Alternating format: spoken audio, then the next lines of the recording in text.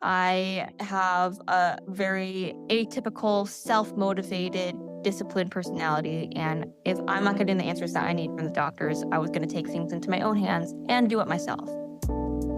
Welcome to Invisible Not Broken. Today, we're talking about medical research, healthcare insurance, and more. Our host, Monica, is joined by writer and entrepreneur Micaela Hoo.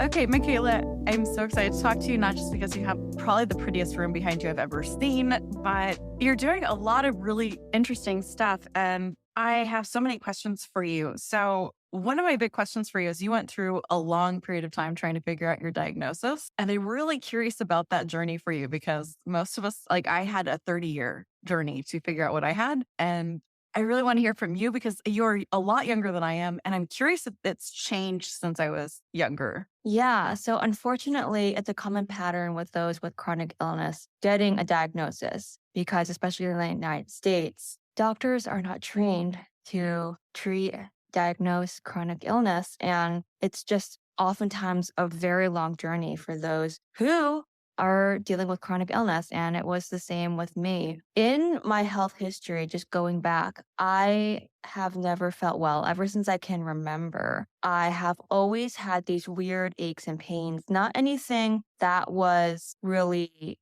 the classic flu or a cold or something or an ear infection. Not that those are normal, but those are just more mainstream for children to get. But I had weird ringing in my ears or pains in the arches of my feet, unexplained joint pain. One time when I was like 7 years old, I randomly threw out my neck.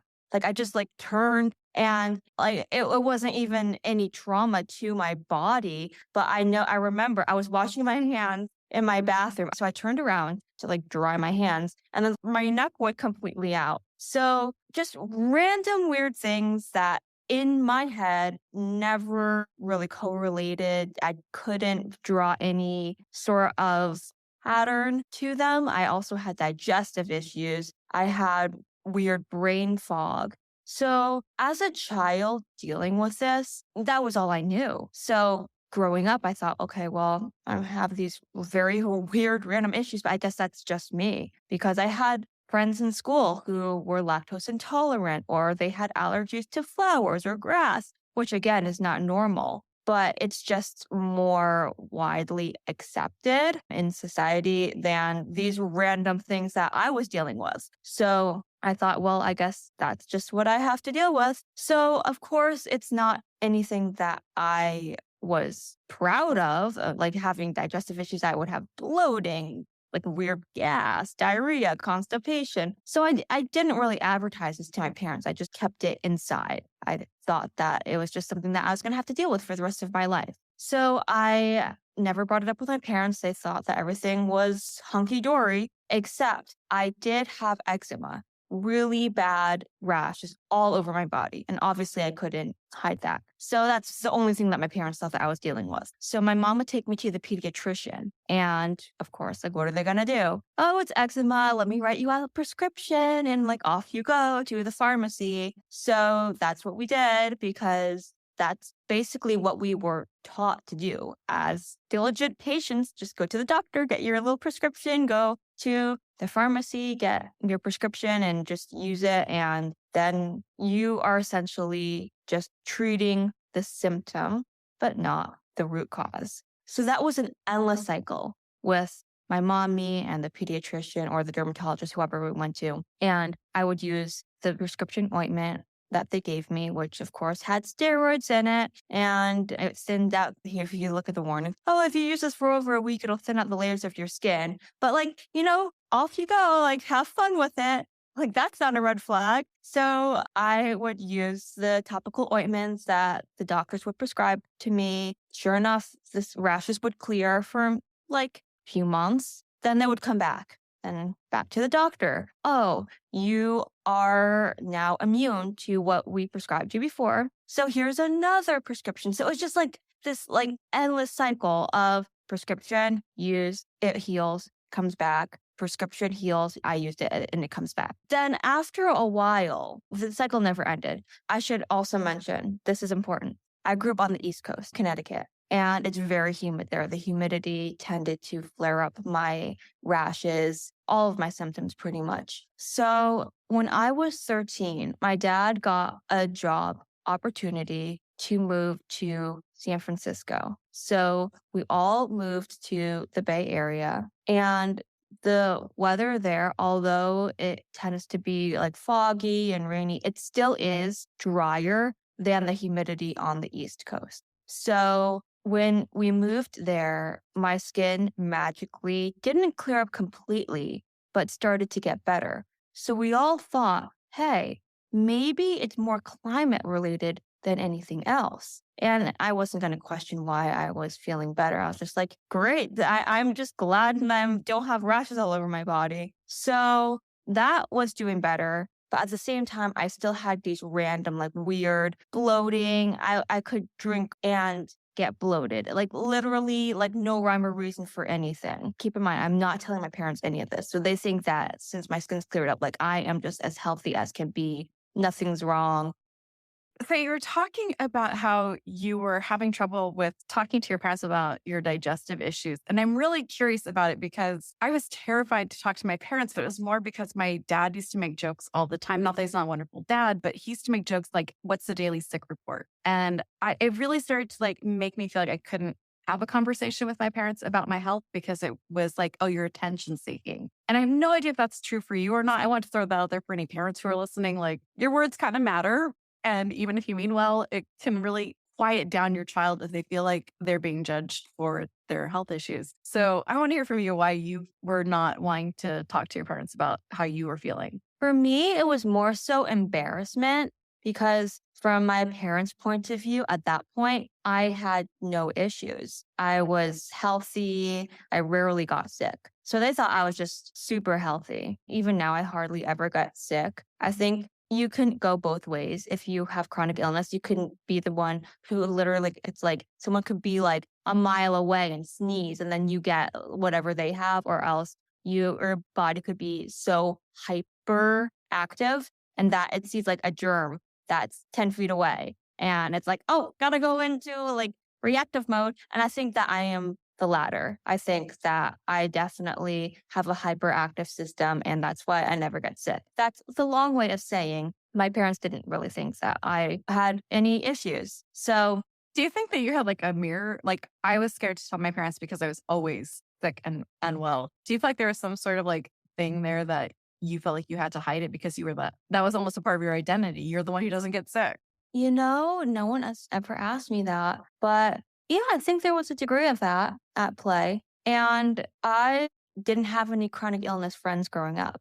Like I had friends who had like allergies or just like they got sick a lot, but like no one who had a diagnosed chronic illness. So although I think going I back into Are you an this, only child? yeah, I am. Yes. I knew I recognized your game. Yes, it's me too. But I asked that because I think that also parents are untrained. You're the only child to the birth. Like seriously, they hand you this. You don't have kids, right? I'm not like over. No, I don't. Like they just sort of hand you this little human. They're like, so you're going to figure everything out. And like with that, 3 days after you give birth. And I think that there's this level of like, you're just trying to figure stuff out and what's normal yourself as a parent. And when you don't have any other kids to connect the dots to, I think it's easier, like, especially for my parents to go, oh, this is just how this is. Yeah, exactly. And also, I was a straight A student. So, I mean, it just goes with the whole territory of this perfect facade of I never got sick. I was a straight A student. I was very introverted. I was more of the bookish type, not really one to party or anything, not really into the whole social scene of school. So I think going back to your question, yeah, it was probably part of my identity just to have like a nice, never rocking the boat. Like I never went through a teenage rebellious stage. So my parents had it pretty easy with me, but now, I mean, I'm making up for lost time now with all of my issues. So, I mean, I guess I was a late bloomer. So, because my parents actually, like, they really helped me out. It's so funny. They say that I am more high maintenance now than I was when I was a kid. I have all these different things. Like traveling with me is a headache. So now going back to my digestive issues, like let's just fast forward like 5 years. So I'm in my late teens and my digestive issues are not getting any better at all. In fact, they're getting worse. And it gets to a point where I just can't hide it anymore. I'm bloated constantly. Every single time I put anything in my mouth, it just like gives me extreme stomach pain. I can't even drink water normally. I am throwing out joints with no trauma to the joint. Like I'm constantly at the chiropractor and things are not going well. So I told my parents there's something terribly wrong with my digestion. I don't know what it is. I don't know if I should see a nutritionist or a gastroenterologist, or I haven't seen a doctor other than just my annual checkup. So I don't know what doctor would specialize in something like this, but I got a serious problem here. So we went to a nutritionist, my mom and I, and just someone that we found that had good Yelp reviews in Berkeley because we were living in the Bay Area and she took insurance. And I don't know if the viewers are, or listeners rather, are familiar with the Bay Area, but Berkeley is kind of a mecca for all things health and wellness. So I thought, well, this nutritionist has to know what's up with me because although she's an MD, she practices holistically. So I'm sure I'm going to get somewhere with her. So I went to see her and she did a skin prick test on me, which it's how you test for food allergies. But I tested positive for about 75% of the foods that she tested me for. And she went like almost to 100 foods. And they were in a space on my back to do the test. So they went on my arms and it was a very long process. So my mom and I get this paper back. That's the doctor's. And we look at it and almost all of the results are in red. And that's what you test positive for. So we're looking at this sheet that's comprised of like 75% of red. And we both look at each other and we're like, could I possibly be allergic to all of these foods? How does that even work? Like literally, am I going to have to subsist on 3 foods? So the nutritionist was so sweet. She said, generally, when she sees results like this, it means that they're false positives. Don't be alarmed. It generally means that there's leaky gut going on. So she said she doesn't know what started it. Maybe I have some sort of sensitivity to maybe gluten. We don't know, but we have to repair my gut. So I have to do an elimination diet because that's what prescribed for leaky gut. So I did an elimination diet for a month, which is what she suggested. And I was feeling better, not healed, but I just was feeling better because I wasn't eating anything that was irritating me. So the inflammation was going down. That was good. Went back a month later for a checkup and I tested positive for the same foods. And my body, even though I was feeling better, like just on paper from the sensitivity, the skin prick test showed no improvement. So my doctor said, well, I mean, you didn't get sick overnight. So let's try to do an elimination diet for 3 months. So I did that. And long story short, same thing. Like I went through this endless cycle again, another cycle with a doctor. And it just kind of reached the dead end after about the year and a half. We weren't getting anywhere. And our last visit, she just said, you're really a typical case. Maybe you just have to live like this for the rest of your life. Maybe like just the foods that you're eating. And I was on that time, my body was having a hard time tolerating protein. So I was on a mainly fruitarian diet, which was not sustainable. I was not getting all the vitamins I needed. And I knew that.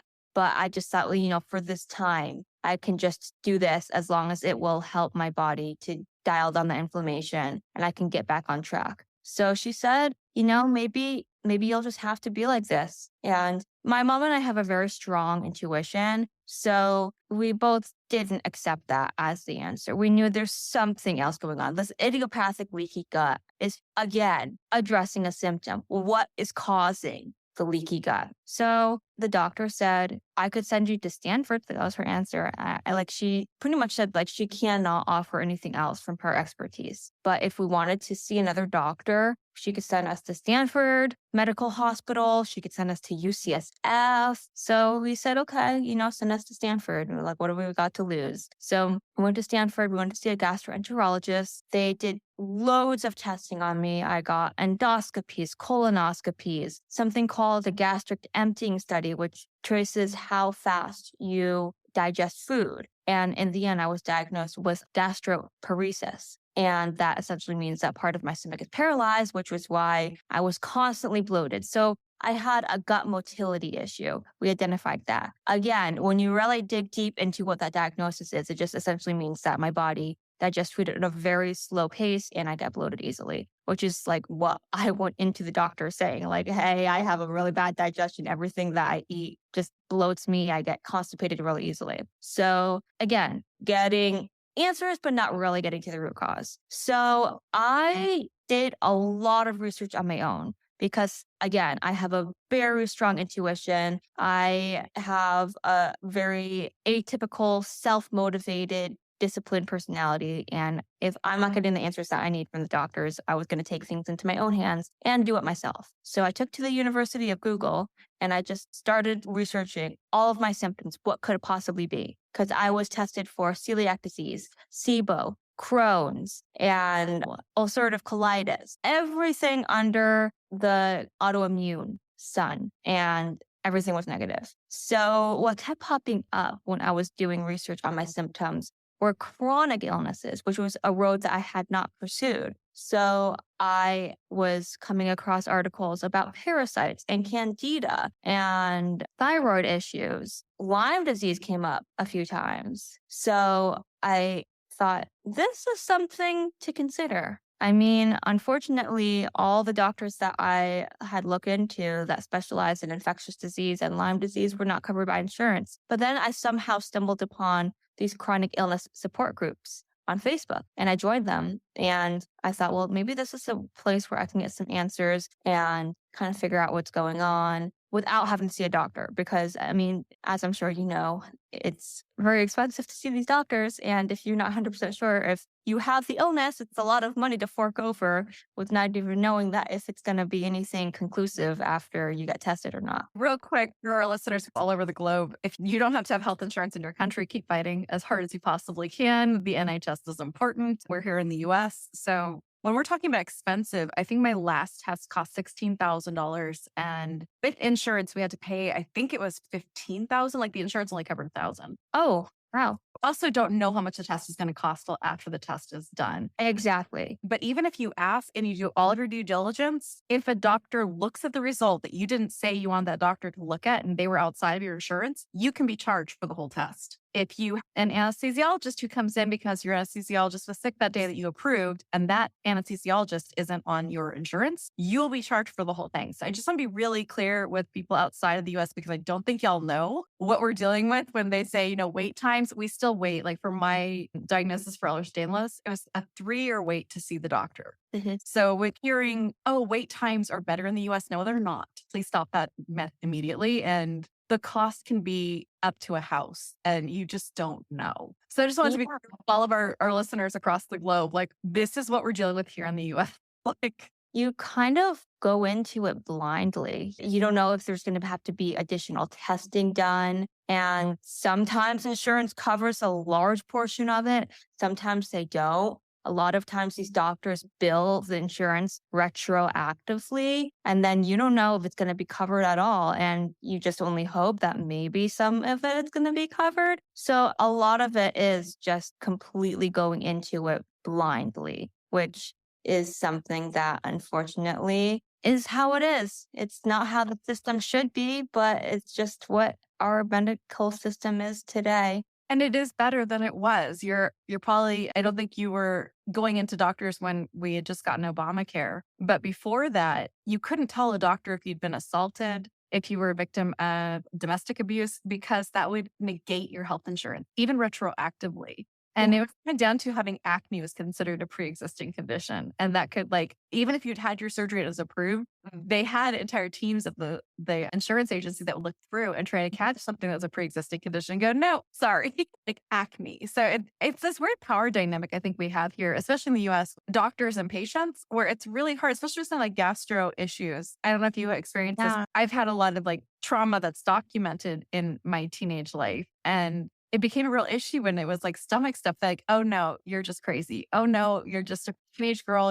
Yeah. Power dynamic where they could say you're crazy and then not give you help. Oh my goodness. In my post visit notes from one doctor, he said that I was delusional. Oh my God. I'm so sorry. And I have that it's still saved because it's just completely bonkers that a doctor feels like he has the license to call a patient delusional when I am going to him with specific symptoms that may not be like, it's not like I have a severed limb, not anything that's visible. But because it's invisible, all of a sudden it turns to, oh, it's all in your head. You just need to de stress or you just need to Oh my God. cope with it. Yeah. Let's do the stress thing for just a second because I feel like it's the modern day hysteria. Like Yeah. if a woman comes in or someone who presents as female comes in and documents everything, you still get, oh, sweetheart, you're just not supposed to be working and doing all this. You're doing a lot. You should probably just do some yoga and calm down and like eat bonbons and watch soap opera.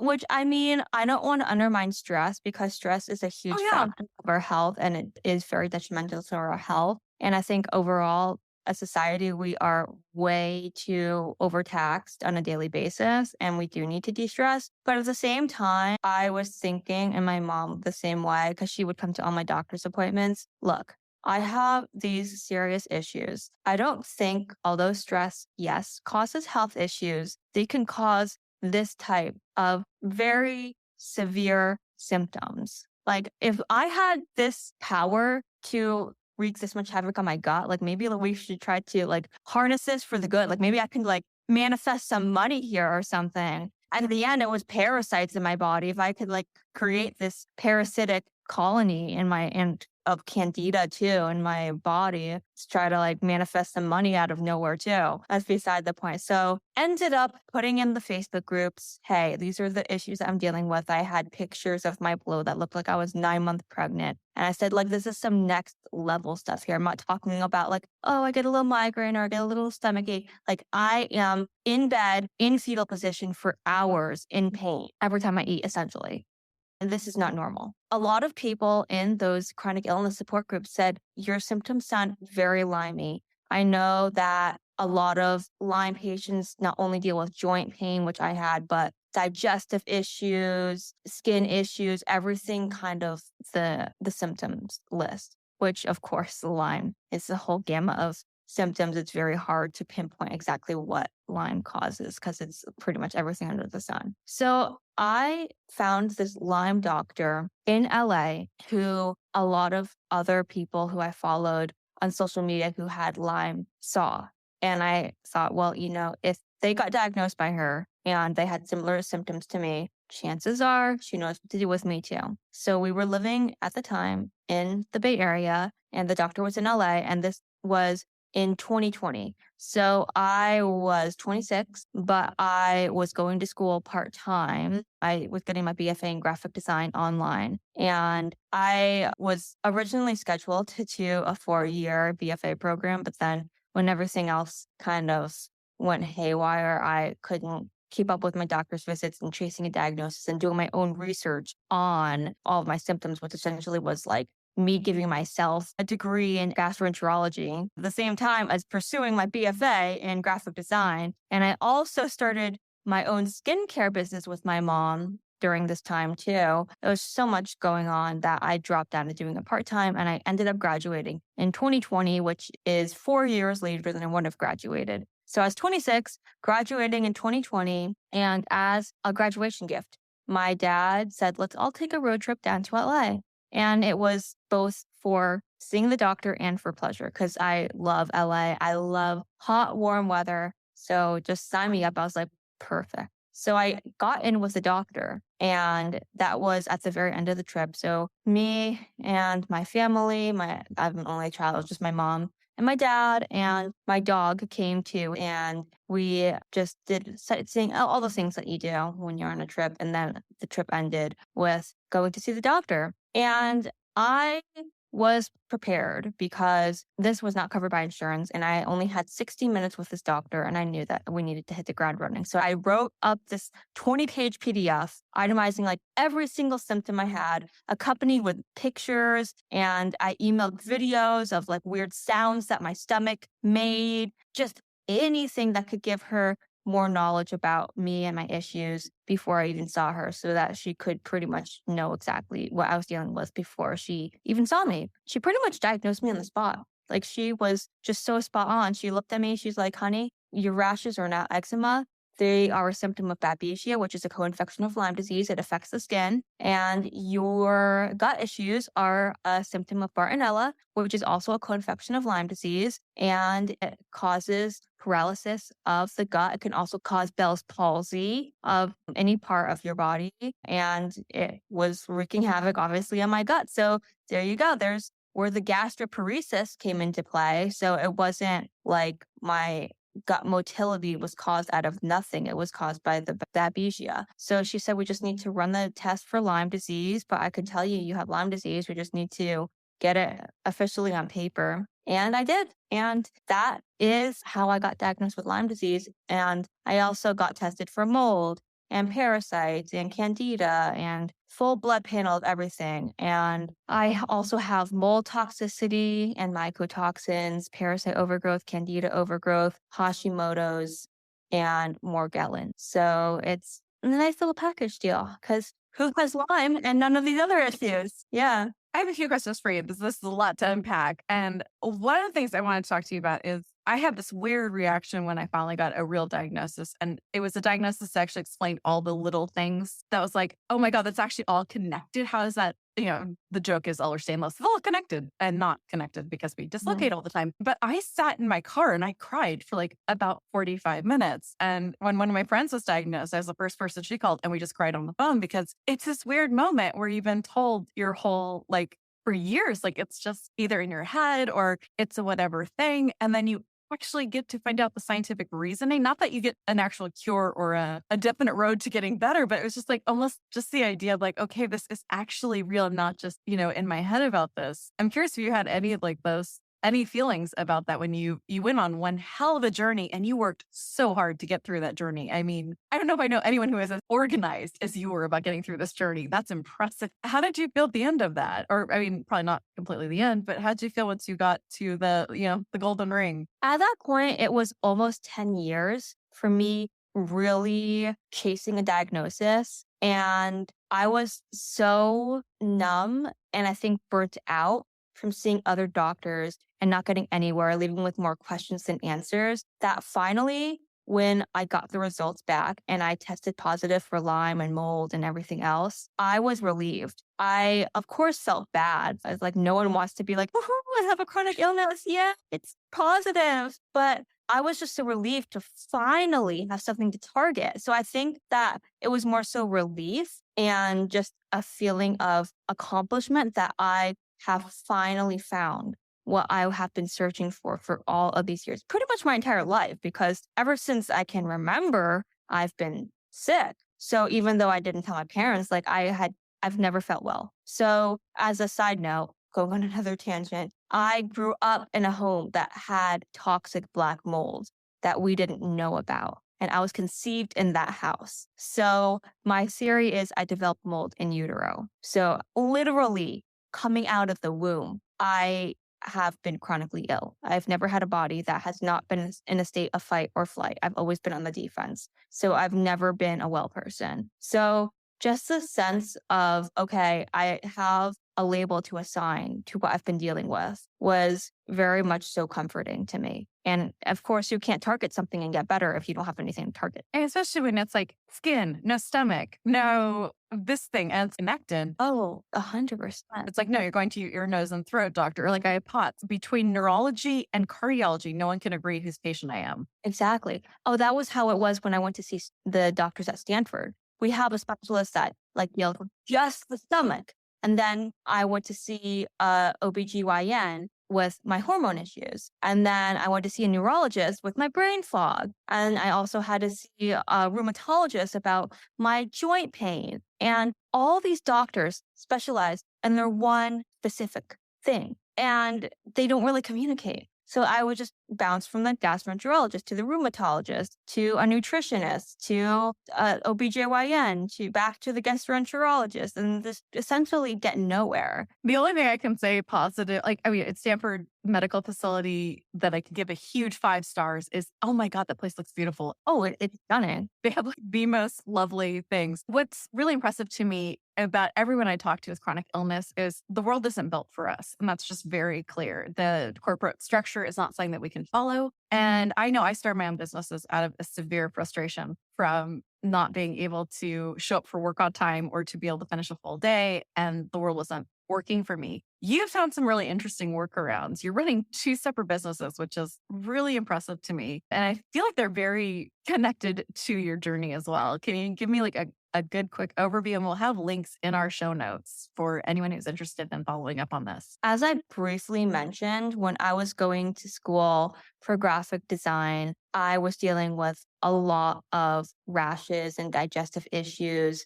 My rashes were coming back worse than ever before, even though I was living in a drier climate. And it reached a point when I developed these rashes on my hands that were so debilitating that I lost flexibility in my fingers. Like if I went like this, the skin around my knuckles would crack and bleed. It looked like I had reptile skin. And granted, I was not going to the dermatologist. At that point, I knew that they were only going to prescribe me a prescription ointment. And there was no sense in going down that road because I knew that wasn't going to get to the root cause. I was determined to ride this out and figure out what was going on. And my dad actually said that it looked like there was a monster inside of me that was trying to come out through my skin. But not too far off from that because I do have Lyme disease and bacterial infections and parasites, which essentially are monsters, and they were coming out through my skin because my skin would just crack and ooze, and I walked around the house with bandages wrapped around my hands like I was a burn victim. And my mom took to the kitchen and started alchemizing skincare treatments for me to use because I was so sensitive to everything that she started doing her own research and she learned all these different bad ingredients that are in our skincare and started making natural remedies that were just purely plant-based and had just completely organic, pure natural ingredients, no additives, no chemicals. And that's how our skincare business was born.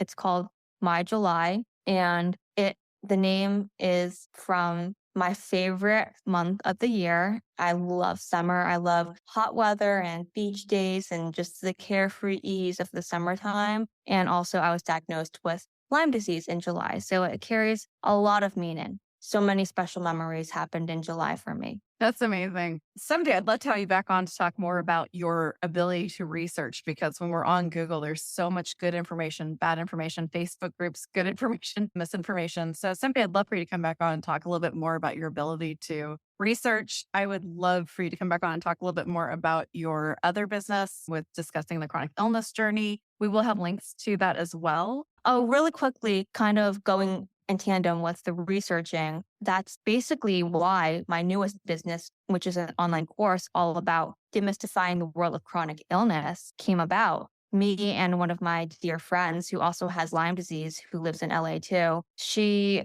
and I were talking and we were just saying it's so overwhelming from chasing a diagnosis to dealing with your symptoms to being told these crazy things from doctors that you don't know if you should take at face value, or you should do your own research, or you should seek out a second opinion, that we decided to start an online course that pretty much is a 101 on how we got diagnosed with our chronic illnesses. We're not doctors, but we do have plenty of experience, which I believe is the best prerequisite to teach others. And we go deep into how we did our own research, how we got to where we are today and where we are in our healing journey. So it's a good guidebook for anyone who's dealing with mystery symptoms or just got diagnosed and they need more clarity on what to do next. So that course is called Chronically Hacked, and I'm sure Monica will have that in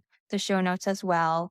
But that is my most recent business, which was also born out of my chronic illness. I always say the best business are born out of necessity. And that is how both of our businesses were born. I hope you'll come back and talk a little bit more about running a business, because I think there's a lot of people like us who would love to start something, don't know how to manage their energy and time. And I'd love to have another conversation with you in the upcoming months about how that works and maybe some ideas on that. Thank you so much for coming on and giving me your time, Micaela. It was absolutely lovely to get to know you. Thank you so much for having me on. I love talking about all things health, wellness, and chronic illness. So you were right up my alley. Oh, lovely. Well, everyone be kind, be gentle, be a badass, and I will see you soon. Thank you for joining us today. To find out more about today's episode, including show notes, transcripts, and more, please visit invisible.notbroken.com. Please rate and review us on Apple Podcasts, Spotify, or wherever you listen to podcasts. You can also support this show by heading over to our Patreon or by sharing these episodes. We are non-advertising, and our growth is thanks to you listeners. Thank you to our hosts Monica and Micaela for a great discussion today. This episode was edited by me, Luke Spine. Last but not least, be kind, be gentle, and be badass.